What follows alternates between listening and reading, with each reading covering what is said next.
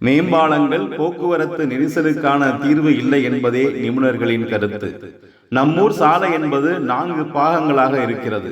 நடைபாதை கடைகளுக்கு 8 அடி, வாகனங்கள் நிறுத்த 8 அடி, மக்கள் நடப்பதற்கு 4 அடி மீதம் இருக்கும் இடத்தில்தான் வாகனங்கள் செல்கின்றன. நடைபாதை வியாபாரிகளின் வருமானத்தோடு ஒப்பிடும்போது அது போக்குவரத்து நெரிசலால் ஏற்படும் எரிபொருள் விரயத்தில் 1% கூட இருக்காது. ஆரோக்கியமானது என்றாலும் நம்மூர் சாலைகளில் நடப்பதற்கும் மிதிவண்டிக்கும் வழியே இல்லை என்ற நிலைதான். எனவே சாலை ஓரங்களை நடப்பதற்கும் மிதிவண்டிக்கும் ஒதுக்கி வர்த்தக நிறுவனங்களை வகைப்படுத்தி வாகன நிறுத்தங்களை கட்டாயமாக்கி சந்தைகளுக்கு தனி இடத்தையும் பொது கட்டண வாகன நிறுத்தங்களையும் உருவாக்கினால் போக்குவரத்து நெரிசல் குறைந்து போகும்.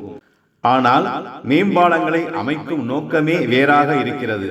அது 90% சம்பாதிப்பதற்கு வழியாகவும் 10% போக்குவரத்து நெரிசலுக்கு காரணமாக அல்லது தீர்வாகவும் அமைக்கப்படுகிறது.